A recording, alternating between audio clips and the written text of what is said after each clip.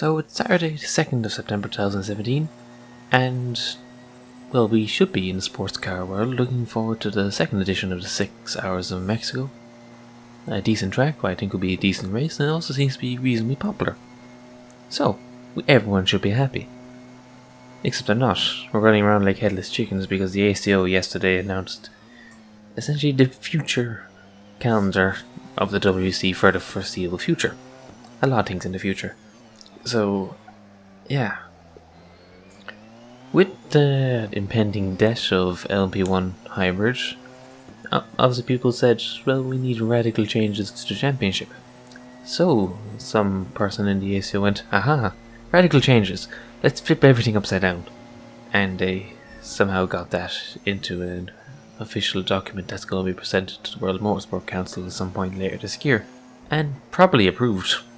This crazy idea was to change the WEC from running its traditional calendar from spring to autumn, like most other European series, to a winter series, of all things, which will now run from approximately October to Le Mans, well, when they get everything up and running. Of course, in the meantime, there's going to be a transitional series, but for the moment, we're going to look at these things one by one and see what we've got. So, the first thing we got is the fact that it's changing from 2020 into a proper winter series, as say running from October to June. I don't really have much of a problem with this. With the principle of winter series, if done properly, it could be a good move actually, taking it out of conflict from most other series. Obviously, if you ignore tradition, but the championship, you could argue, is, in this current incarnation, is only a few years old anyway, so what tradition is there? You can't ruin tradition if it doesn't exist. So, really, my opinion on this comes down to the specifics of what the actual winter calendar will look like. Will we see Northern European races at all anymore? If we do, will Silverstone be, further into winter? Will Spa be in April? Will Spa be in October? Will Silverstone be in December? It's all sorts of things like this. So if we do see the more successful European races like Spa and Silverstone kept, what will it be like? Will they somehow make Silverstone worse? Because every year since 6 Hours Silverstone has been held in April, every year everyone complains that it's too damn cold to hold a sports car race. Too damn cold to hold any race other than snowmobiles, to be honest. Sometimes it's alright, but sometimes it's just miserable, frankly. It's a good thing that we were going through the golden age of sports car racing, otherwise everyone would have left. Like, the first time I attended in 15, I was wearing 3 jackets, 2 pants, hat, gloves, scarf, thick socks, boots, and was still frozen. I didn't defrost until a week after the race, and we still go on about it as the coldest thing we've ever been to. And I come from the west of Ireland. It was cold. And then the next year we had snow. On the morning of qualifying, there was actual snow falling. FP3 had to be red flagged because there was snow on the track. What other series has this? Yes, you could say it's an anomaly, but the thing about April in England is that it is predictably unpredictable. So, as long as we don't go any earlier than April, we're probably going to be fine. But, the ACU has to make sure that with the switch to winter schedule that we don't end up putting these sort of races in worse weather than usual. Or, even in the worst case, see them dropped because we can't hold them in decent weather. What if they still figure out with the logistics, we can't actually hold a race in April? Silverstone's dead then, if we can't. Silverstone has to be held in April or early autumn. Early autumn, late summer has already been ruled out because there will be no WC in those months.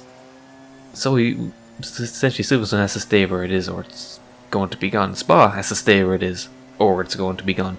Spa's unpredictable enough as it is. We've been pretty lucky actually with the May date with Spa. It seems to be reasonably consistent and consistently reasonable weather. If Spa gets moved, that could ruin that event, which is one of the best 6-hour races of the year. So if we do get a winter schedule, Spa and Silverstone will have to keep their traditional spots. But with the championship dropping to 7 rounds from 2020 onwards, this is possible, And this more than likely will be all we will see in Europe. We will only have 2 European rounds aside from Le Mans and the Championship going forward. That's simply a necessity of dropping the 7 rounds. So what will we see from then the rest of the season outside of Europe?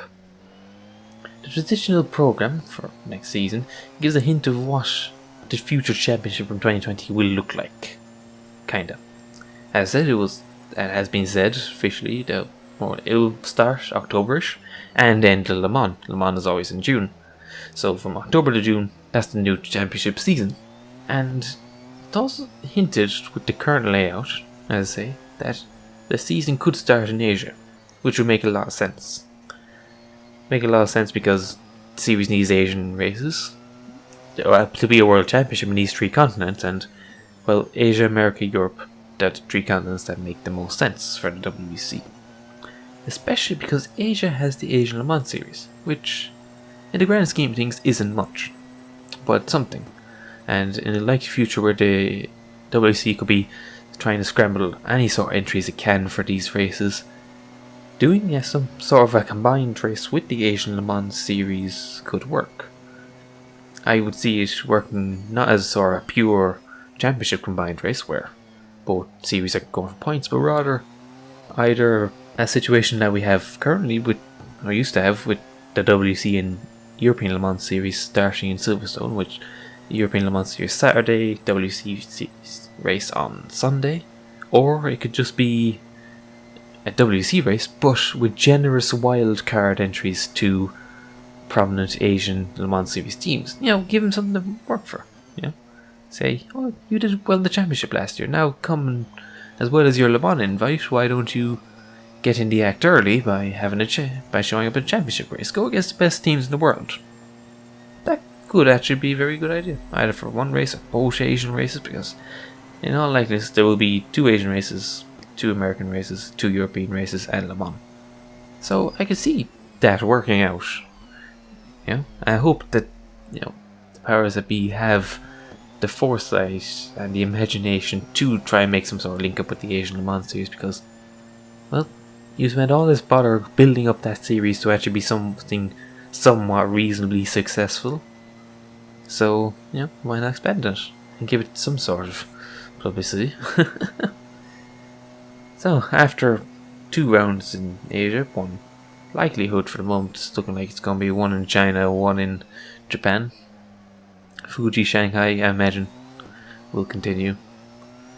Though with Toyota dropping out, the Japan race could be trend, but the Japan race has always gotten good crowds, so I don't know.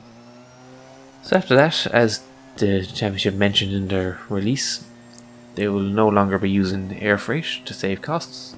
So it could be realistic then for the championship to load everything up on a ship and sail across the Pacific to North America, or South America even. You never know. You never know how things will go. And this would all fit in with the transitional calendar at the moment. Transitional calendar currently has a 12-hour race at Shivering, and a to-be-confirmed date in February. Now, with only a gap of 1 month and a promise to reduce logistical costs, it doesn't take much imagination to see that that February date will likely be a race in North America. So, there's your 2 American races. And then, after those 2 American races, we go, as I say, back to Europe. Probably Silverstone, Spa, Le Mans. And that could be the future WC from 2020 onwards, more or less following that formula. Which would make sense. And I see that being, in general, a good thing. The only tricky thing with it is the potential gap between the Asian rounds and the American rounds. Because even in the south, of North America and Central America, it's still going to be reasonably cold in January and February. February is more or less the earliest you could realistically do it. I know they 224 hours is on in January, it always has been in January, but also you always hear the same thing we hear in Silverstone. It's fucking cold. So, it's also quite rainy in Florida at that time, so rain causes trouble. Realistically, it will be February at the earliest that the American race happens. So with that, you have to avoid this big gap that could easily appear. Because obviously, even in Asia, you don't want the second Asia race to be in December. That's probably going to be too late. But then that gives you a 2-month gap in your middle of your already pretty short season, race-wise. So with the way things are looking like, it could look like that from February to June.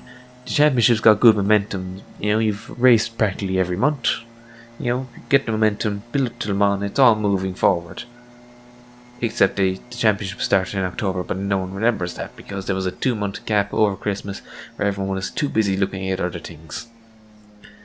So this is something that will have to be carefully monitored.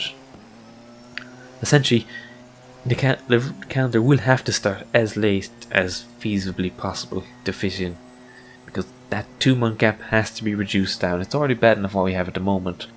You know, we're going immediately after this video is recorded. We're coming from the gap between Nürburgring and Mexico, which I think it's just over a month, but it feels like half a year. It feels like we're waiting for a new season to come around again. I can't imagine what it's going to be like if we've a potential 2-month gap in the middle of the winter calendar. So that's the main challenge with the winter calendar. Well, with that part of the winter calendar. Again, winter calendar in general is that, yeah, January, December, generally anywhere in the world, apart from down under, you can't race. So, could we potentially see an Australian round to fill this gap? Again, that will require imagination and possibly more desire than there really is. So, with all of that worked out, there is a possibility that my worries about championship momentum and the Formula E effect of no one cares about the championship because no one knows when it's on because there's 3 years between each race. There might be no point in worrying about that because no one will care about the championship because the championship finishes at Le Mans. And no one cares about the championship. Everyone cares about Le Mans.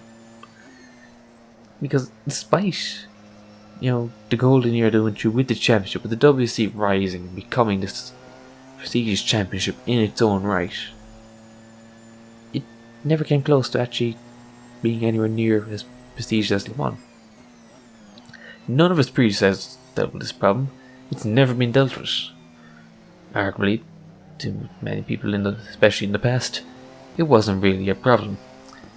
Le Mans is so much bigger than the championship. Le Mans is Le Mans. WEC is sort of this sideshow that to keep the teams entertained for the rest of the year, and even in the good years, that's what it's been. Like, you just look at the attendance for Le Mans. Good years, they'll get upwards of 300,000. 300,000. That's more than all the other races combined attendance. Even in this year, with more races than they've ever had before, I'll still put good money on that. Le Mans will probably still have more spectators than all the other races combined. And if not, it's going to be pretty damn close. And even just look at all the cars that entered the WEC just to get into Le Mans. All the effort that go into just getting into Le Mans. Everyone just cares about Le Mans. No one cares about anything else. So, unless we get a lucky situation where the Le Mans winner also wins the championship by winning Le Mans, no one cares about the championship, and no one will care about the championship. Fortunately, to that end, it looks like that some sort of double points or bonus point system will continue to exist at Le Mans and possibly longer races such as Shivering. So, the ACA are doing their best to make sure that's the situation that happens. Because, if the winner of Le Mans doesn't win the championship, no one's going to care about the championship winner. And even then, it's just going to be a footnote next to Le Mans victory. The headlights will be number 7 car wins Le Mans, and then in footnote also won the championship, because no one will care about the championship. But the thing is, while I say no one cares about the championship, manufacturers care about championships. Weirdly care about championships. It's a weird obsessive thing that manufacturers tend to do. So this system, with the championship ending at Le Mans and Le Mans eclipsing the championship, will probably work out fine until the manufacturers come back, because the whole hope is that the manufacturers will come back at some point. Not in the next year, not in the next 2 years, not in the next 3 years, but eventually they will come back, and they will come back. It's the cycle of sports car racing. But when they do come back, and Le Mans is your season finale for the World Championship, that will lead to some trouble. So, imagine we're at Le Mans, end of the season, end of the championship, and you've manufacturer A running 1-2. Wonderful. They're going to win Le Mans. Only a few hours to go. It's in the bag. They're 10 laps ahead of the next competitor, manufacturer B, who's running in third. Wonderful. Except that because of the way the championship's working out, if they finish as they are, manufacturer B's car running in third will win the championship, and the second place car will come second in the championship. This happens all the time in championships, it's how it works out. But if the car running in second was to win Le Mans, it would win the championship. Say that's how it works out. So in that case, what will happen, almost guaranteed, is that manufacturer A will tell the drivers to swap so that they win Le Mans and the championship, because manufacturers are greedy, incredibly greedy. They don't care about honour, they don't care that the car currently leading went through all this effort and thoroughly beat their teammates to finish Le Mans, and you would argue that they should get Le Mans and they shouldn't be fiddled with, but it will be fiddled with because the manufacturers want to win Le Mans and they want to win the championship. They want to win everything. So for some people like, they'll just be like, well, that's racing, that's life, gotta win everything, and if it involves pissing some people off and denying some people wins that they should have, so be it, for the many and not the few, and all for one and one for all, and everything like that. But for a lot of people, Le Mans is more than a race, just another race. It's a holy race. So to have this sort of shenanigans going on would be a disgrace to people. It would undermine the whole thing.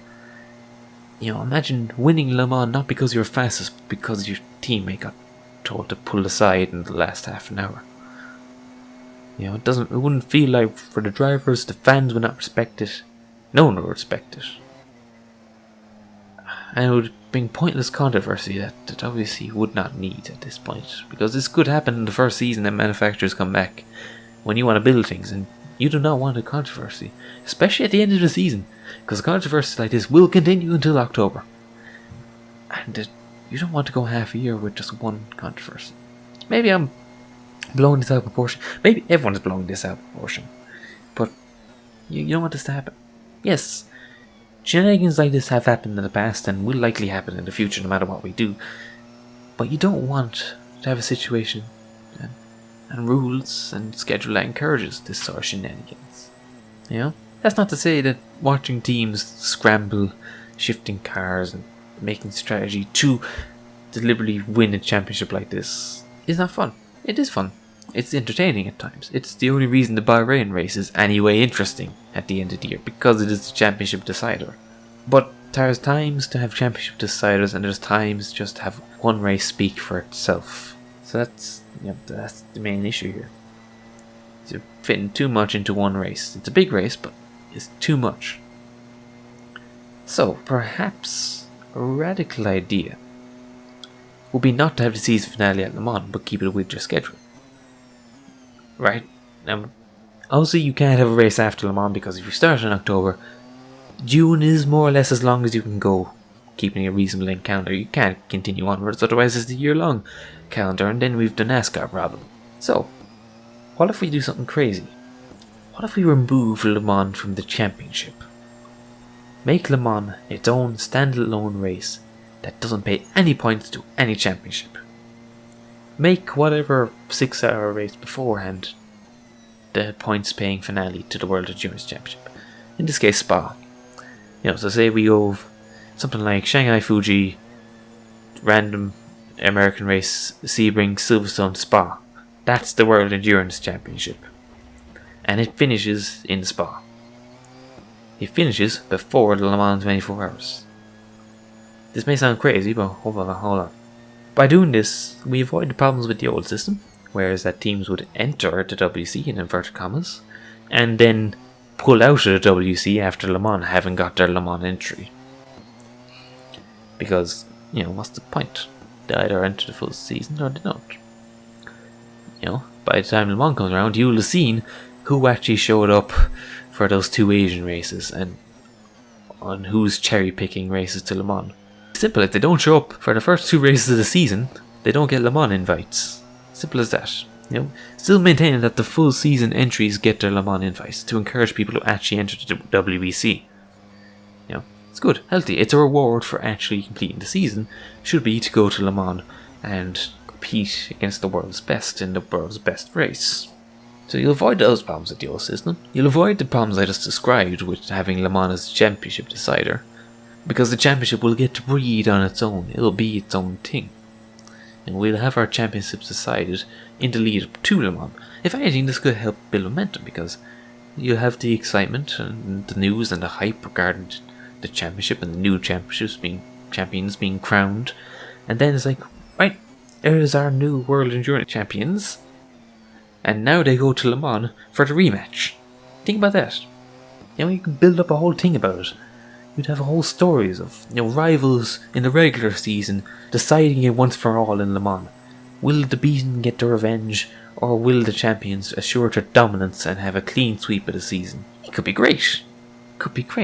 So, if anyone in the ACO's imagination, they should propose this from 2020 onwards, when we get our normal WEC season back. Just take Le Mans off the calendar. Yes, you could argue it would undermine the championship. They'd lose prestige by not being able to say that they have Le Mans on their calendar anymore and such.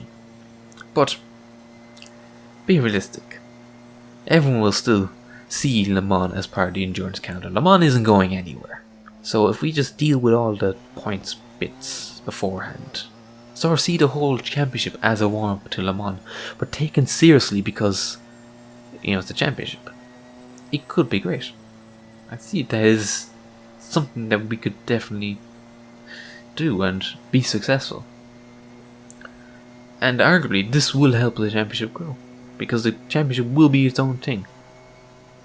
And it'll get to stand on its own. Le Mans is strong enough to stand on its own. Even if the WC died tomorrow, Le Mans will continue on.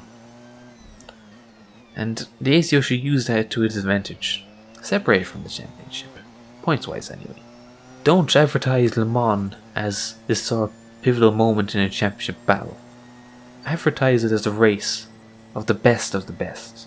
The champions of champions will be at Le Mans. The winner of the Le Mans is the best in the world in endurance racing.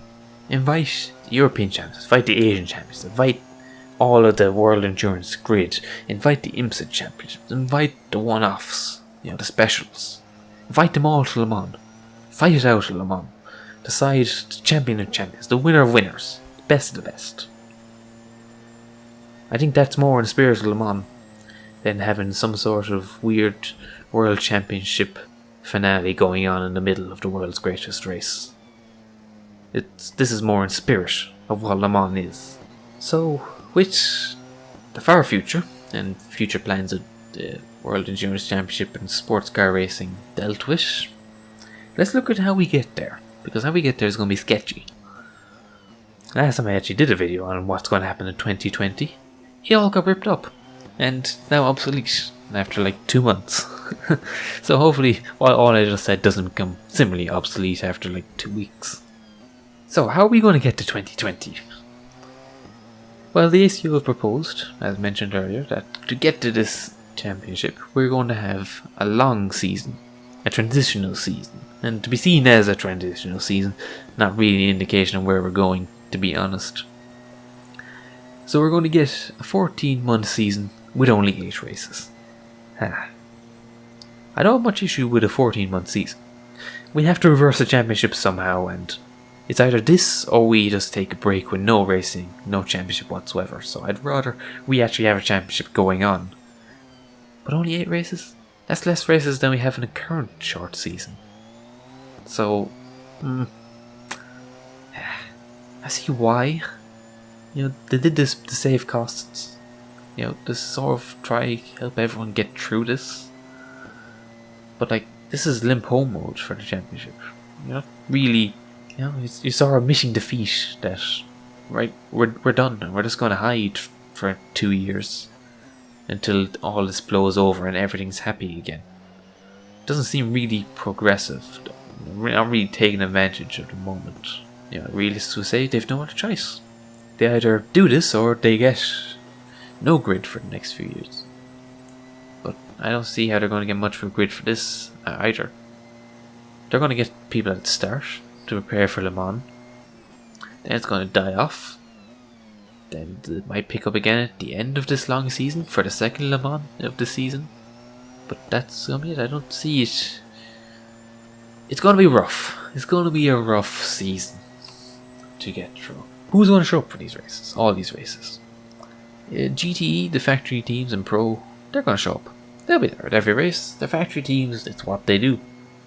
Unless Toyota gets some sort of special deal to do Le Mans 18 and then withdraw until, whenever in the future they decide to come back. Unless they get this deal, they're not going to show up for any of it. They're going to be done at the end of the season. They're already...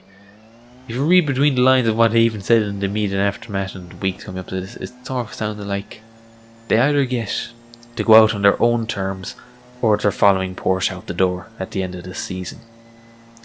And it'll be very stupid for the ACO to push the issue on this.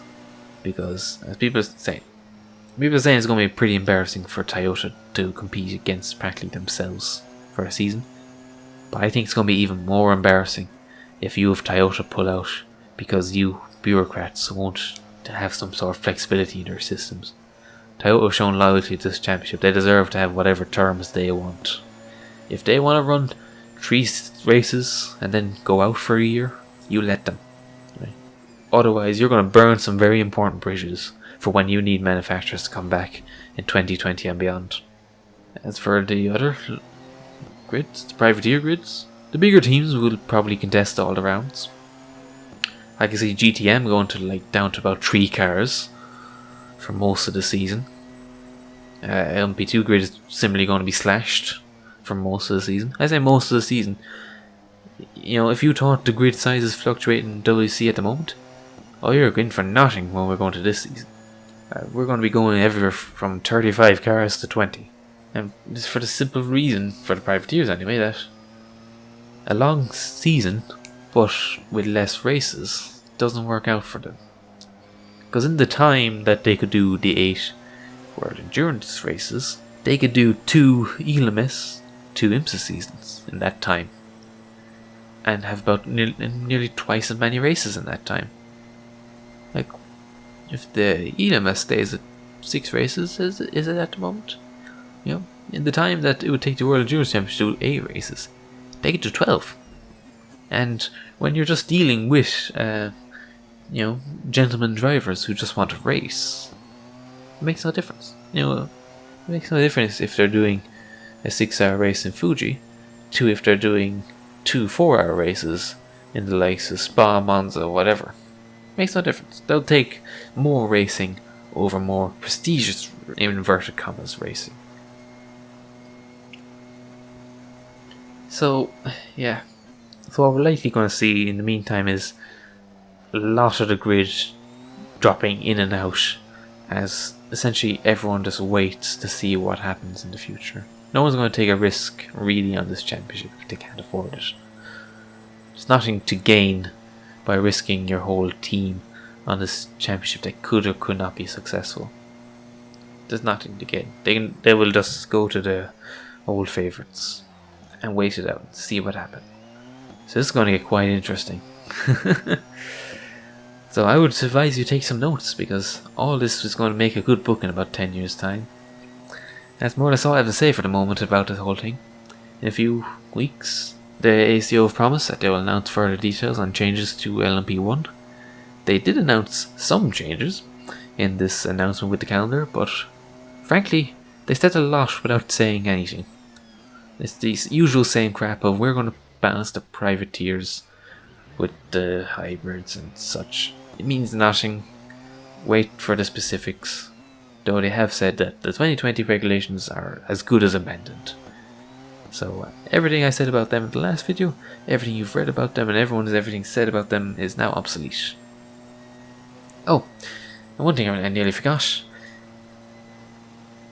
whoever decided that having two 12-hour races in Sebring, 2 hours apart, was a good idea, should be drug tested before ever speaking again. If that clusterfuck of a race doesn't get called off beforehand, it'll be the only time that they ever attempt to do a doubleheader like that at Sebring. So, if stupid sports car races are your thing, buy your tickets to Sebring now, because that's going to be a glorious clusterfuck. And hopefully, it'll be the only time anyone ever attempts that shit again. Oh, and one final thing regarding IMSA and WEC. WEC is only 4 races in 2018, yet they managed to clash with IMSA on 3 of them. Well done. Well fucking done. Jesus Christ.